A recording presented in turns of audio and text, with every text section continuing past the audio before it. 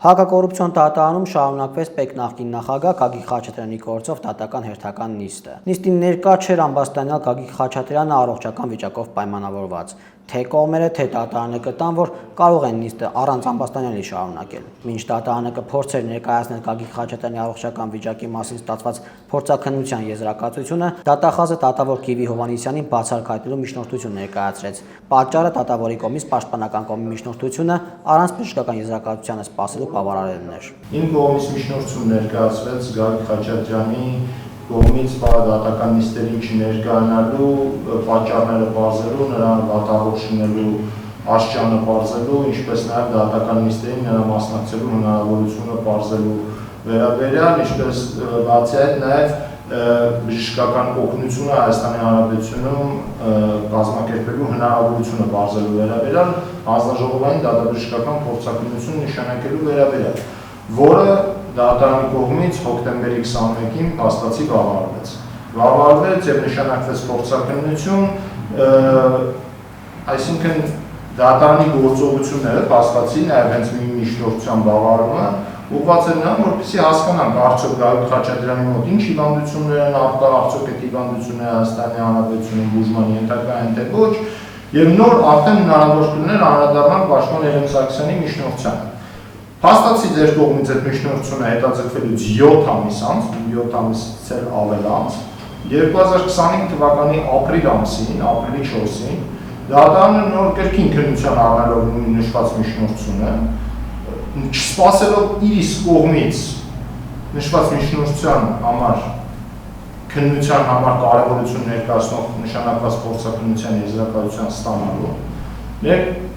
փաստացի բավարարեց պաշտպանության կողմի միջնորդությունը եւ թույլ տվեց 2 ամիս ժամանակով ապրիլի 5-ից մինչև հունիսի 5-ին ընկած ժամանակահատվածում Գագիկ Խաչատրյանին մեկնել արտերկիր։ Պաշտպան Երեմ Սարգսյանը առարկեց, նշեց նախկինում, երբ իրենք էին բացառքայտում դատավորներին, դատախազն ասում էր, որ չի կարելի դատավորին իր որոշումը կայացնելու համար բացառք հայտնել։ Հիմա, երբ Գագիկ Խաչատրյանի օգտին է որոշում կայացվել, դատախազությունը բացառք է հայտնում դատավորին։ Այսինքն, երբ որ մենք ներկայացնում ենք բժշկական փաստաթղթեր, մեղադրանքի կողմը ներկայացել է բժշկական փաստաթղթեր, որոնց համաձայն այս առողջական խնդիրները անձի կյանքի համար վտանգ են ներկայացնում,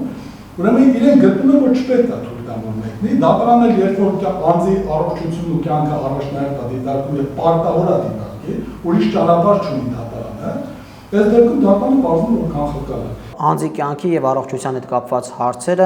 ինչպես նշում են պաշտպանական կողմից, ըստ Գևորգ Սարգսյանի, ենթակա էր անհապաղ քննարկման, եթե դա չէր հետաձգվել եւ հանգամանքներ չկային պարզելու։ Այսինքն այս դեպքում հանգամանքներ կային պարզելու եւ դրանք պետք է պարզվեին դատաբժշկական փորձաքննության եզրակացությամբ։ Հոկտեմբերի 21-ից հետո մինչև ապրիլի 4-ը ընկած ժամանակահատվածում, եթե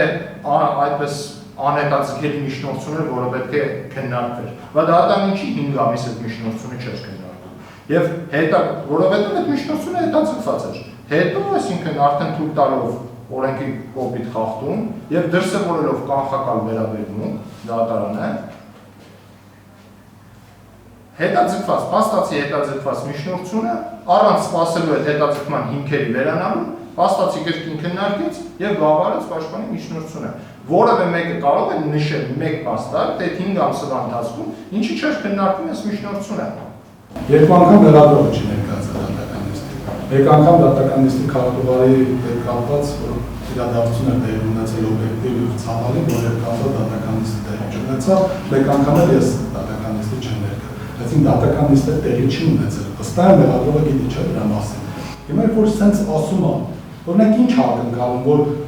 դատական նիստերին եղելադիր չի քննարկվել եւ այլն, այսինքն եթե դատական նիստ չի եղել, ո՞նց պետք է քննարկվել։ Դատարանը բացառքի մասին դատախազի միջնորդությունը քննելու համար հեռացավ խորհրդակցական սենյակ որոշում կայացնելու։ Մինչ այդ սակայն ներկայացրեց դատաբժշկական փորձաքննության եզրակացությունը, ըստ որի պետ նախկին նախագահ, ֆինանսների նախկին նախարար Գագիկ Խաչատրյանը սեղմ ժամկետում Գերմանիայում վիրահատության կարիք ունի։ Նշենք, որ դատարանը դերևս ապրիլի 4-ին թույլատրել էր Խաչատրյանի վիրահատության նպատակով մեկնել Գերմանիա, բայց դատարանի որոշումից անմիջապես հետո մեկ այլ քրեական վարույթով Խաչատրյանը մեղադրյալ էր ներգրավվել եւ նրա նկատմամբ խափանման միջոց էր ընտրվել բացակայելու արգելքը, ուստի չի մեկնել վիրահատության։ Խաչատրյանի պաշտպան Երեմ Սարգսյանն ասաց, որ երկրորդ գործով Խաչատրյանի նկատմամբ կիրառված բացակայելու արգելքը բողոքարկել է դատախազին, դատախազն այն մերժել է, պաշտպանը բողոքարկել է դատարանին, դատաբժշկական այս եզրակացությունը նա կներկայացնի նաեւ դատարանին։